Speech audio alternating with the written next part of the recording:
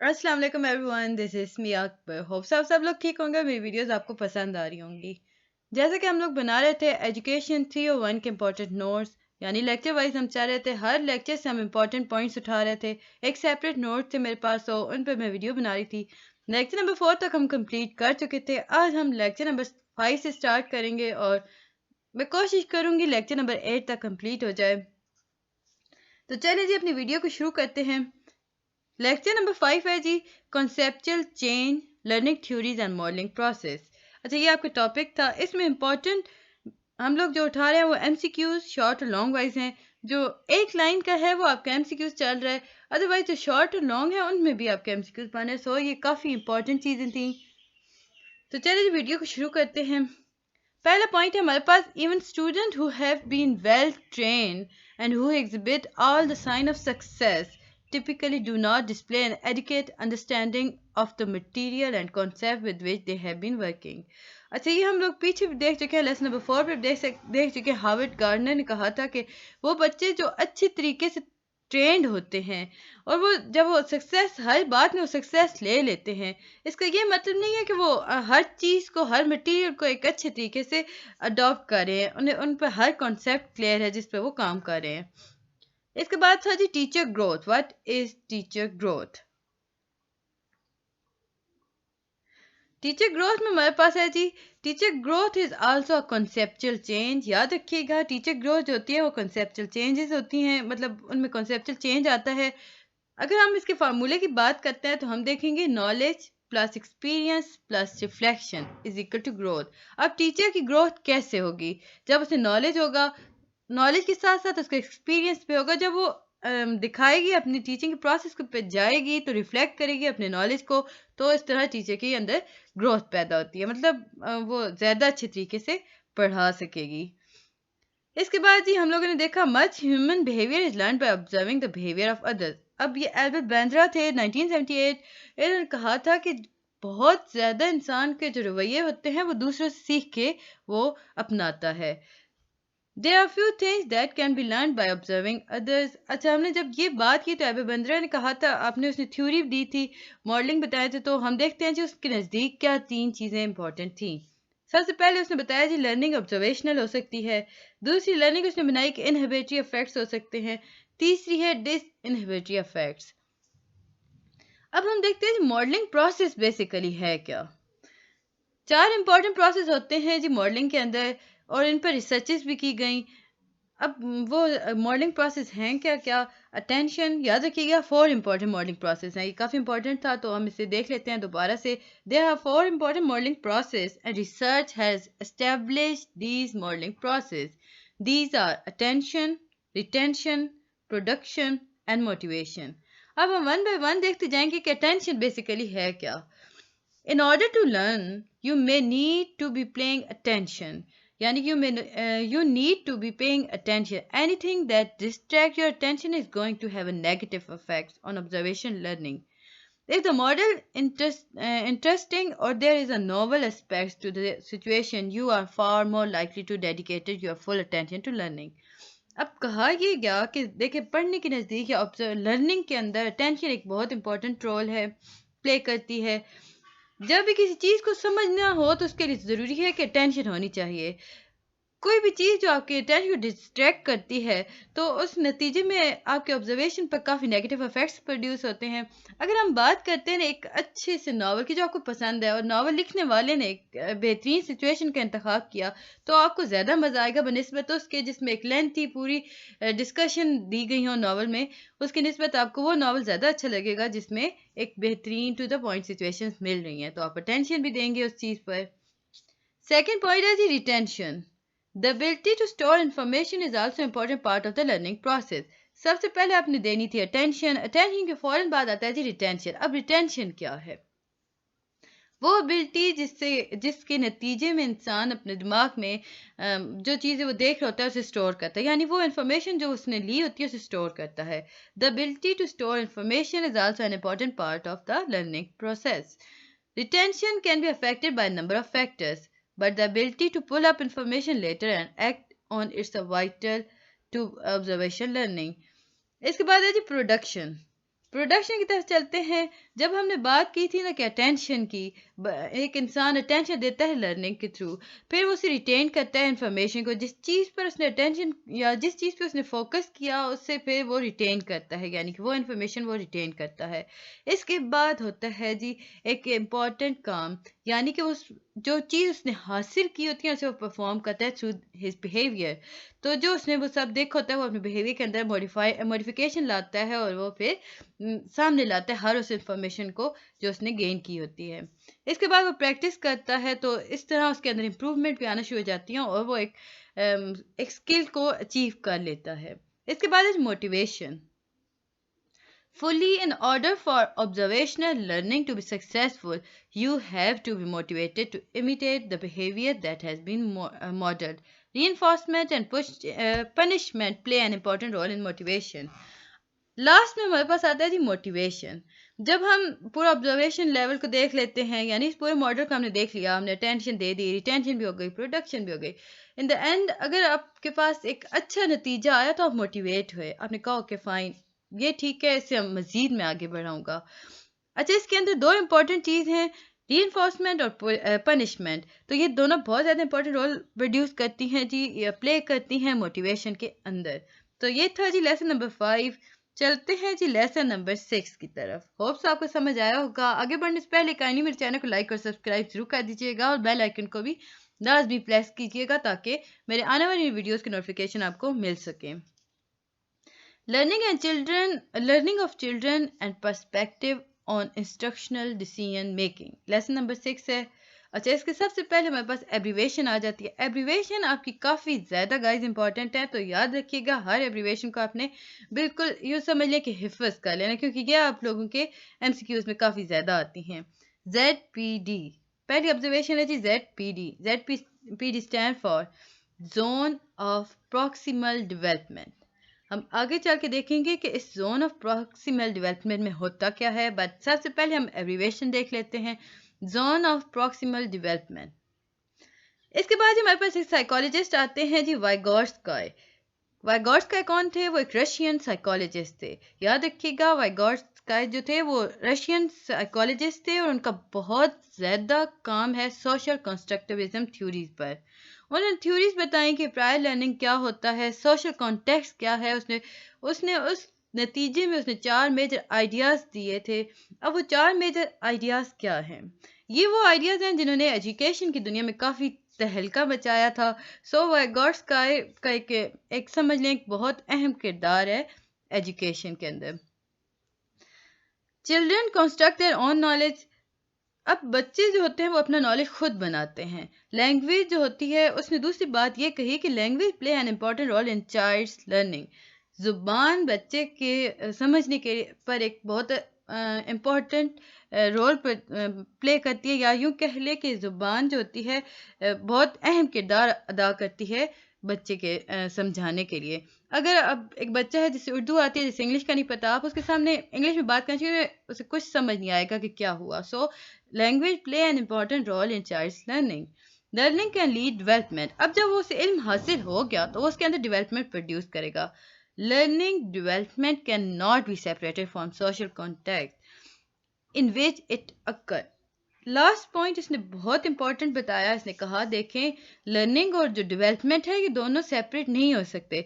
जैसे इंसान सीखता है उसके अंदर डेवलपमेंट प्रोड्यूस होती है, यानी उसके अंदर मेच्योरिटी आती है।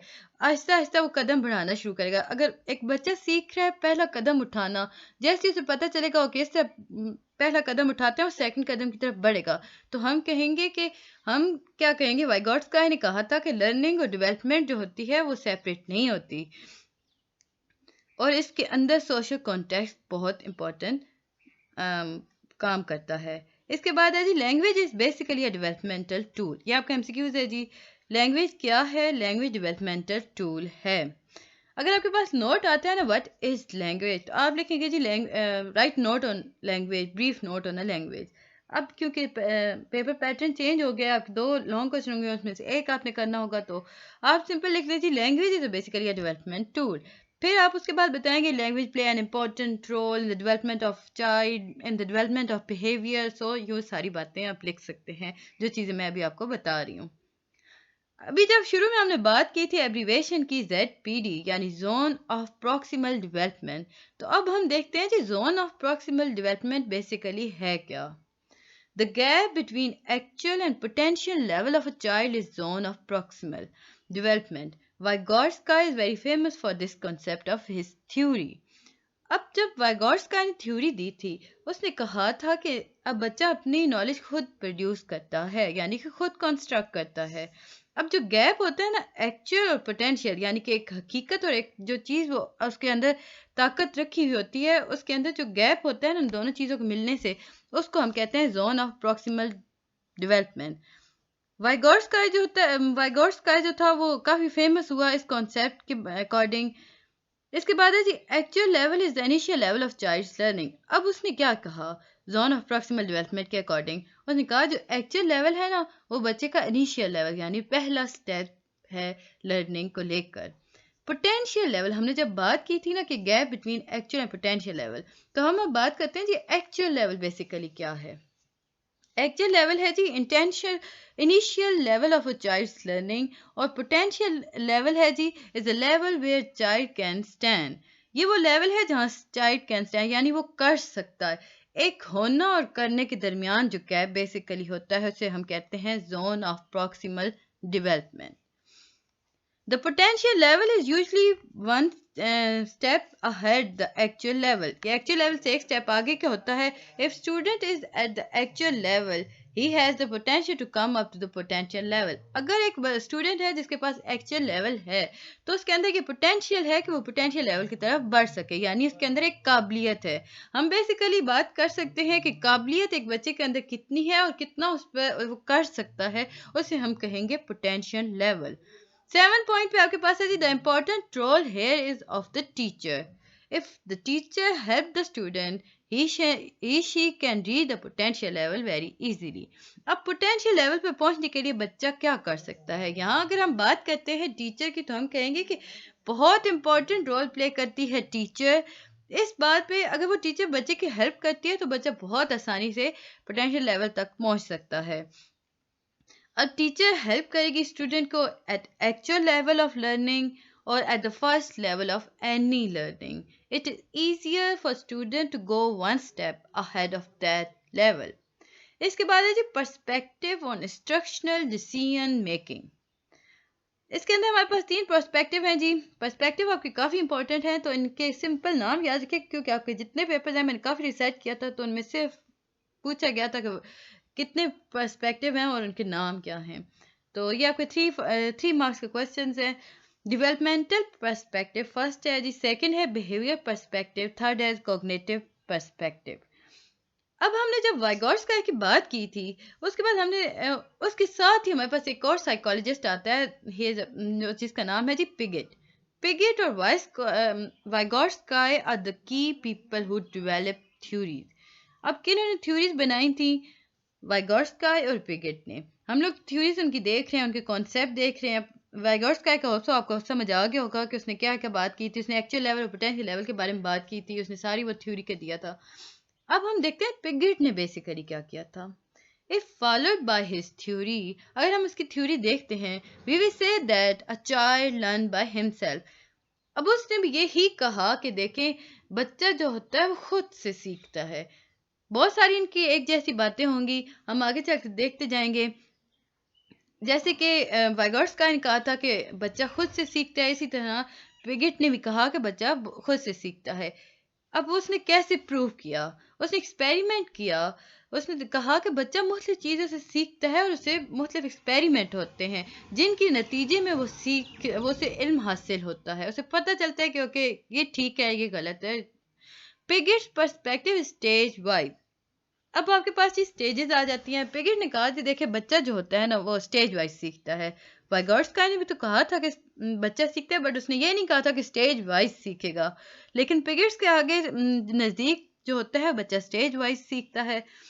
अब वो स्टेजेस क्या हैं? हम कह सकते हैं कि a child will learn essential concept eight the first level. बच्चा जो होता है इम्पोर्टेंट कॉन्सेप्ट को पहले लेवल पे या ज़रूरी जो कॉन्सेप्ट्स होते हैं उन्हें पहले लेवल पर सीखता है। फिर वो सेकंड की तरफ जाता है। अब सेकंड लेवल में वो कॉन्सेप्ट पे बात करता है।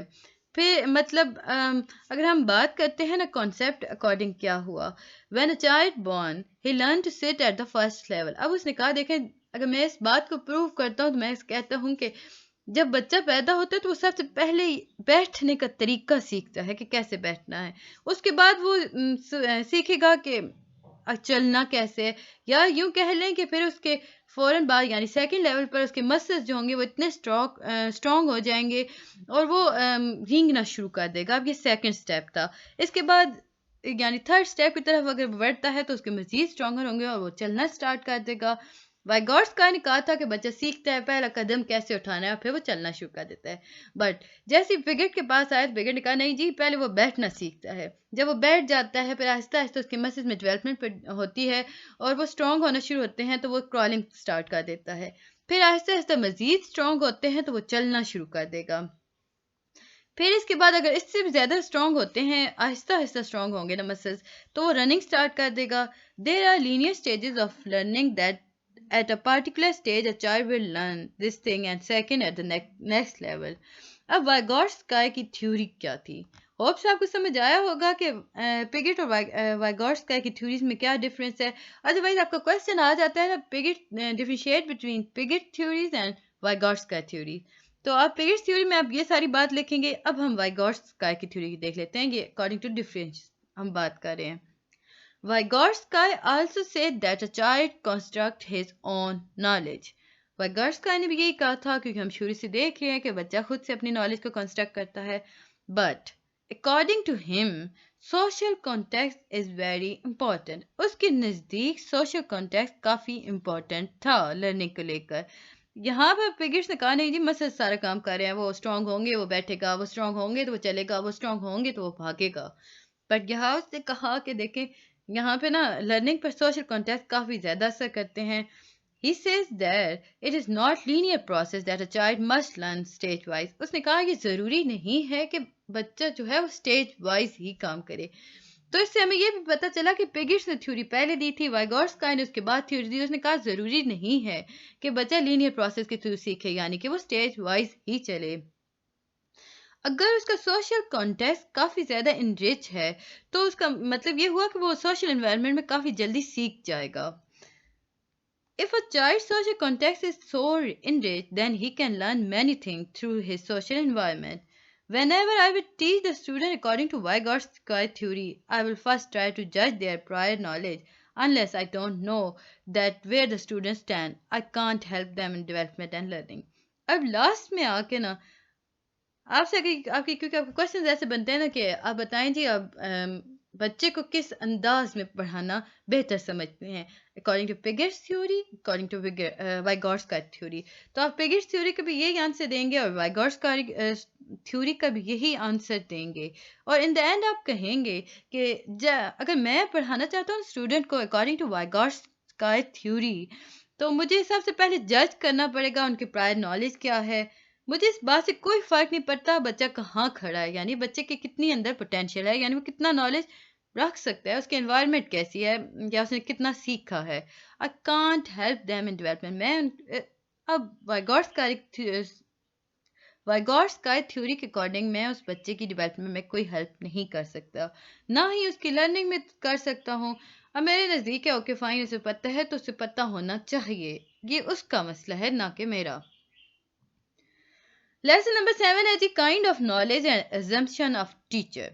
अच्छा गाइस, मैंने इसके शॉर्ट लेक्चर्स बनाए, आप लाजमी जाकर देखिएगा, वो बहुत अच्छे हैं, टू द पॉइंट है। और मेरी गारंटी है कि आप वो जब लेक्चर देखेंगे इसके बाद आपको किसी और लेक्चर को देखने की ज़रूरत नहीं पड़ेगी और आप A+ लेंगे इस सब्जेक्ट के अंदर। Kind of knowledge and assumption of teacher, मैं आई बटन में लिंक दे दूंगी, आप जरूर देखिएगा। लेक्चरिंग, अब हमारे पास जी नॉलेज के काइंड और अजम्पशन ऑफ टीचर, ये काफ़ी ज़्यादा इंपॉर्टेंट था। लेसन नंबर 7 है जी, सबसे पहले हम देखते हैं लेक्चरिंग। इसके अंदर डिक्लेरेटिव नॉलेज है। अब ये क्या चीज़ है? अगर हम कहते हैं ना कि मुख्तलिफ फैक्ट्स और कॉन्सेप्ट को अगर हम नॉलेज का एक हिस्सा बताते हैं, तो ये जो नॉलेज है ना, इसे हम कहेंगे लेक्चरिंग, यानी कि डिक्लेरेटिव नॉलेज। लेक्चरिंग का दूसरा नाम क्या है? Declarative knowledge. To learn different facts and concept are part of your knowledge. This kind of knowledge is called lecturing, यानी कि declarative knowledge. When you are learning in such a way that you are declaring knowledge, knowledge that has been declared either in the form of facts or in the form of concept, this is the knowledge that is declared in book, research paper, newspaper, or as you acquire the knowledge from your elders, yani your teachers. There are two parts in this knowledge, facts and concept. आगे बढ़ने से पहले कहानी में channel को like और subscribe जरूर कीजिएगा और वीडियो को फुल देखा करें, स्किप मत किया करें। जब स्किप करते हैं तो आपको पेपर में मुश्किल आती है, फिर आप कहते हैं कि ये आपने बताया नहीं था। अदरवाइज मैं आपको हर इंपॉर्टेंट माइनर भी इंपॉर्टेंट जो चीज़ होती है मैं वो भी डिस्कस करती हूँ। सो वीडियो को फुल देखा करें। अब डिक्लेरेटिव नॉलेज वो नॉलेज होता है जो कि आपको एक समझ लें कि लिखी हुई चीज़ आपको पता चलती है या पहले से इल्म जो हमारे बड़ों को होता है वो हम तक पहुंचाते हैं, उस नॉलेज को हम डिक्लेरेटिव नॉलेज कहते हैं। अब ये बुक्स के अंदर भी हो सकता है, रिसर्च पेपर्स के भी अंदर हो सकता है, या आपके टीचर्स जो आपको बताते हैं वो नॉलेज भी हो सकता है। इस नॉलेज में दो टाइप्स होती हैं जी, फैक्ट्स और कॉन्सेप्ट। ये नॉलेज जो होता है फैक्ट्स पे बात करेगा और कॉन्सेप्ट पे बात करेगा। अब अगर हम इनसे डिस्कस करते हैं ना कि फैक्ट्स क्या हैं, बेसिकली हम थोड़ा सा इसे इनलार्ज कर देते हैं ताकि इजी रहे। ये देखिए जी हमारे पास आ गया। फैक्ट्स क्या हैं? Facts are something that you memorise. Facts वो चीज़ें होती हैं जो कि आपको याद होती हैं। अब for example, Pakistan came into being on 14 अगस्त 1947। ये फैक्ट है और ये बच्चे पढ़ते हैं, बच्चों को पता है कि ओके बस पाकिस्तान बन गया 14 अगस्त को। There are many facts in general knowledge books of elementary level. बहुत सारे फैक्ट्स होते हैं जी जनरल नॉलेज की बुक में एलिमेंट्री लेवल पर आकर। वो जो फैक्ट्स होते हैं उन्हें हम डिक्लेरेटिव फैक्ट्स कहते हैं या नॉलेज कहते हैं, because it is a collection of different fact and student memorise it. हम इसे डिक्लेरेटिव नॉलेज क्यों कहते हैं? क्योंकि इसमें डिफरेंट फैक्ट्स को कलेक्ट किया जाता है और स्टूडेंट का काम होता है उसे याद रखना। अब कॉन्सेप्ट क्या है? Concepts are Newton's law, rule of grammar, writing pattern. We can say that these are also part of our declarative knowledge. Facts तो होप्स आपको समझ आ गया होगा, वो हकीकत जो हमें पता होती है, जो हमें याद रखी मतलब यूँ कर समझ ले कि हमें याद रखनी होती है।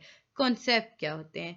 एक अटल बेसिकली होती है, ये भी हकीकत है बट ये एक अटल हकीकत, यानी कि रूल्स। अगर हम रूल्स की बात करते हैं, एक अनचेंज रूल्स होते हैं, तो ये एक हमारे पास कॉन्सेप्ट आ जाते हैं। न्यूटन्स लॉ एक कॉन्सेप्ट है। ओके उसने ला दिया, उस कॉन्सेप्ट को लेकर आगे काफ़ी कुछ रिसर्च हो सकता है। रूल्स ऑफ ग्रामर, ग्रामर के रूल्स भी कॉन्सेप्ट में आ जाते हैं। राइटिंग पैटर्न भी कॉन्सेप्ट में आ जाते हैं और ये सारे डिक्लेरेटिव नॉलेज का एक इम्पॉर्टेंट हिस्सा होते हैं। अगर हम बात करें बदकिस्मती से, अगर हम बात करते हैं तो हम लोग जो होते हैं वो ज़्यादातर फैक्ट्स पर कॉन्सेप्ट पर बात नहीं करते। हम लोग ज़्यादातर बात करते हैं फैक्ट्स पर, ओके ऐसे था तो ऐसे था, अब रीज़न नहीं देते किसी भी चीज़ की। इसके बाद है जी डायरेक्ट इंस्ट्रक्शन। ये काफ़ी ऊपर चला गया, ये आ गया, यानी कि प्रोसीजरल नॉलेज। अगर आपके पास क्वेश्चन आता है जी व्हाट इज़ डायरेक्ट इंस्ट्रक्शन या व्हाट इज़ प्रोसीजरल नॉलेज, तो परेशान होने की ज़रूरत नहीं है, ये दोनों एक ही चीज़ें हैं। यानी कि डिक्लेरेटिव नॉलेज और लेक्चरिंग एक चीज़ है, इसके बाद है डायरेक्ट इंस्ट्रक्शन, प्रोसीजर नॉलेज, ये एक चीज़ है। अब ये जो नॉलेज होती है ये डिक्लेरेटिव नॉलेज से एक कदम आगे होती है। अब इसमें क्या होता है? इसमें नॉलेज को एक्वायर किया जाता है, बट यहाँ पर भी आपको बहुत ज़्यादा ज़रूरत होती है इस बात को जानने के लिए कि इस फैक्ट के पीछे क्या प्रोसीजर था, इस कॉन्सेप्ट के पीछे क्या प्रोसीजर था। If you want any search any meaning from dictionary you need to follow a certain procedure. यानी कि अगर आप कोई चीज़ ढूंढना चाहते हैं डिक्शनरी में तो आपके लिए ज़रूरी है कि आप सारे के सारे स्टेप्स को फॉलो करें। यानी कि आपको पता हो कि आप अगर ए से कोई वर्ड ढूंढ रहे हैं या सी से, तो आपको पता होना चाहिए कि ए के बाद बी आएगा, सेकंड स्टेप पे सी होगा और सी के साथ हमारे पास उस वर्ड की मीनिंग आएंगे। इसके बाद है जी cooperative group, meta cognitive knowledge. ये जी मेटा कॉग्निटिव नॉलेज जो है ये 5 मार्क्स का आपका क्वेश्चन है और ये काफ़ी ज़्यादा आती है। अगर मैं कहूँ कि इस लेसन में अगर इनफ कर दूँ तो मैं कह दूँ कि हद हो गई भी, हर चीज़ में ये बहुत ज़्यादा इंपॉर्टेंट चीज़ है, तो वो मेटाकॉग्निटिव नॉलेज है। ये वो नॉलेज है जिसके बारे में आपसे क्वेश्चंस भी आते हैं, एमसीक्यूज भी आते हैं, इवन लॉन्ग और शॉर्ट दोनों भी आ सकते हैं। कोऑपरेटिव ग्रुप और मेटाकॉग्निटिव नॉलेज क्या है, तो याद रखिए। अच्छा, एमसीक्यूज में आपके पास आता है जी, what is another name of cognitive metacognitive knowledge. तो आपको पता होना चाहिए इसका दूसरा नाम क्या है। इसका दूसरा नाम है जी कोऑपरेटिव ग्रुप। अगर हम बात करते हैं जी विकिपीडिया की, तो हम कहेंगे Meta coordination is the coordination about cognition. Wikipedia में कहा यह गया कि मेटा कॉग्निशन जो होती है वो एक कॉग्निशन से रिलेटेड कॉग्निशन ही होती है। अब इस बात का क्या मतलब हुआ, देखें। अगर मैं एग्जांपल देती हूँ तो मैं कहती हूँ कि a child does not know the concept of evaporation. एक बच्चा है, उसे नहीं पता कि एवेपोरेशन कैसे होती है, बट वो सीख सकता है, but he learn that what he should do to learn the concept of evaporation. But वो तरीका सीख सकता है जिस तरीके से इस कॉन्सेप्ट को क्लियर कर सके। This is metacognition. यानी कि एक बच्चा है, उसे पता ही नहीं है कि एवेपोरेशन कैसे होती है, लेकिन वो इसे समझ सकता है। अब उसे समझ कैसे सकता है? Through the concept of evaporation. You are अगर हम बात करते हैं when you are going from a community services, अगर आप कम्युनिटी सर्विस के बारे में बात कर रहे हैं तो या जा रहे हैं, then you are working with people, तो इसका मतलब हुआ कि आप लोगों के साथ काम कर रहे हैं। If you have learn to live with people, then you can handle community service. अगर मैं इसे बहुत सिंपल कर दूं ना मेटाकॉग्निशन को, तो मैं कह सकती हूँ कि जब आप देखें, आप आसपास के लोगों से जो इल्म हासिल करते हैं और उस इल्म के अकॉर्डिंग अपनी ज़िंदगी को गुजारना शुरू कर देते हैं, उससे कहते हैं मेटाकॉग्निशन। फॉर एग्जांपल, अगर आप किसी कम्युनिटी सर्विस पे जा रहे हैं, वहाँ बहुत सारे लोगों के साथ काम कर रहे हैं। अब जब आप उनके साथ काम कर रहे हैं तो आप उनके रहने का तरीका सीखेंगे। तो जब आप वो सही सीख लेंगे, या यूँ समझ लें कि उनकी लैंग्वेज को, अगर हम मैं बात करती हूँ लैंग्वेज अकॉर्डिंग, तो आप उनकी लैंग्वेज सीख लेते हैं तो आप आसानी से हैंडल कर सकते हैं उस सर्विस को, यानी उस कम्युनिटी सर्विसेज को। अब रिसर्च देखें, रिसर्च कोई ऐसी चीज़ नहीं है कि आपके दिमाग में खुद ब खुद आ जाएगी। रिसर्च एक्सपीरियंस के थ्रू ही होगा। यानी research is not something that is in your mind that you can conduct research in such a way, but it is actually practising या practically conducting research. This is cooperative group और metacognitive knowledge. तो ये था जी lesson number 7। आज हम lesson number 8 ही तक करेंगे। इसके बाद इंशाल्लाह मैं नेक्स्ट वीडियो बनाऊंगी 9 से ऑनवर्ड 12 लेक्चर तक। तो परेशान होने की ज़रूरत नहीं है, मैं मिड टर्म से पहले आपको ये कंप्लीट करा दूंगी। और शॉर्ट लेक्चर भी मेरे देख लीजिएगा, वो बहुत अच्छे हैं, टू द पॉइंट हैं। लेसन नंबर 8 है जी एजुकेशनल इक्विटी। अब इसमें एजुकेशनल इक्विटी यानी कि इक्विटी हम बात करते हैं the purpose of schools in the view point of different educational. अब स्कूल का क्या काम है, अब हम दो मुख्तलिफ एजुकेशनल के अकॉर्डिंग बात करते हैं। सबसे पहले हम सालसा के देखते हैं। सालसा 2003 था। सालसा जो था ना, वो इसके काफ़ी ज़्यादा अच्छे मिला, और ये काफ़ी ज़्यादा इंपॉर्टेंट, आपके काफ़ी ज़्यादा पेपर्स में आ रहा था। School not only teach the student but also raise them. अब सालसा के नज़दीक क्या था? सालसा के नज़दीक ये था कि स्कूल जो होते हैं वो सिर्फ बच्चे को पढ़ाते नहीं हैं, बल्कि उन्हें बड़ा करते हैं, यानी उन्हें समझा के सारा काम करते हैं। अब इक्विटी क्या है? इसका मतलब ये हुआ कि बच्चों को इक्वली ट्रीट करना स्कूल के अंदर, और उनके साथ अपने स्कूल के रिसोर्सेज को इक्वली शेयर करना। Kind of diversity. अच्छा, एक और इम्पोर्टेंट पॉइंट था यहाँ पर कि अगर ऐसा ना हो तो क्या चीज़ प्रोड्यूस होती है, तो डाइवर्सिटी अकर हो जाती है। अब डाइवर्सिटी क्या चीज़ होती है या उसकी काइंड्स क्या हैं? सोशियो इकोनॉमिक डाइवर्सिटी क्या होती है? देखें, अगर हम सोशो को देखते हैं तो इसका मतलब हुआ कि related to our society. Socio का मतलब हमारी सोसाइटी के आसपास, ये सोसाइटी से रिलेटेड हो गया। Economics mean financially. अब ये दो चीज़ें हमने सेपरेट कर दी। हमने कहा कि सोशो से मतलब होता है जी related to our society, economics mean financially. So socio economic diversity is diversity in family income. Socio economic diversity क्या है? ये वो डाइवर्सिटी है जिससे हम कह सकते हैं फैमिली इनकम के अंदर आ सकती है, पेरेंटल एजुकेशन के अंदर होती है, पेरेंटल ऑक्यूपेशन के अंदर होती है, social status in the community, यानी वो डिफरेंस जो कि फैमिली के अकॉर्डिंग अक्कर हो सकता है, उस डाइवर्सिटी को, या सोशली अक्कर होता है, उसे हम कहते हैं सोशो इकोनॉमिक डाइवर्सिटी।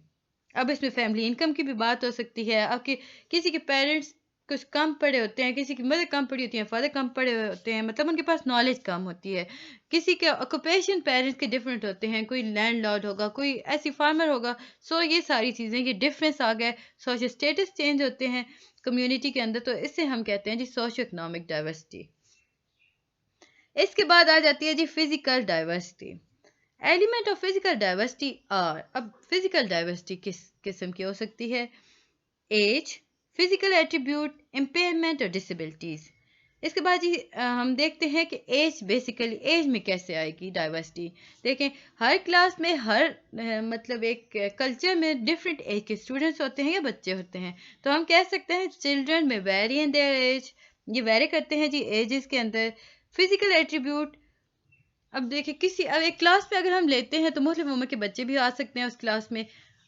अब हर बच्चे की हाइट एक जैसी नहीं होगी, वेट एक जैसा नहीं होगा, कलर एक जैसा नहीं होगा। तो इसका ये मतलब हुआ कि फिजिकली एक दूसरे से मुख्तलिफ हैं। तो चिल्ड्रन की अगर हम बात करते हैं फिजिकल एट्रीब्यूट में, तो हम कहेंगे चिल्ड्रन में very physically, that is in their height, weight, colour etcetera.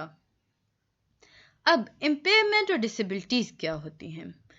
कुछ स्टूडेंट होते हैं जिनकी वीक आई साइट्स होती हैं। इसका मतलब ये हुआ कि उनके आई साइट इम्पेयरमेंट है उनके अंदर। कुछ स्टूडेंट ऐसे होते हैं जो कि ठीक तरह से चल नहीं सकते, तो हम इसे कहेंगे कि ये इम्पेयरमेंट तो है but it is not in form of impairment, ये डिसेबिलिटी है। बट बीइंग टीचर, लेकिन यहाँ पर टीचर का काफ़ी इंपॉर्टेंट रोल होता है। अगर आप अकॉर्डिंग टू टीचर बात करते हैं तो इसके लिए ज़रूरी है कि टीचर को पता हो कि पीपल्स के अंदर डिफरेंट फिजिकल एट्रीब्यूट्स होते हैं, वो किस तरह फिर उसे ट्रीट करेगी। तो वो ये सब कुछ जानते हुए फिर उसके बाद वो एक अच्छे तरीके से बच्चे को ट्रीट कर सकती है। एबिलिटी डाइवर्सिटी, अब एबिलिटी डाइवर्सिटी में क्या होता है? Ability diversity does not mean that some students have low IQ level or some have high IQ level, but it is also seeming in the context of exceptionality.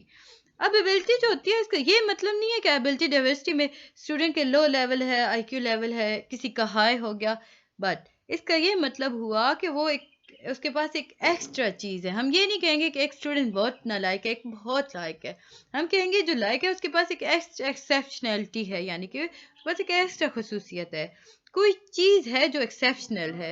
Different definition of exceptionality up to 27 categories of it. The most important are intellectual, बहुत ज़्यादा important है जी intellectual. Being a teacher we assume that there is a lot of intellectual diversity in our class. It is not true.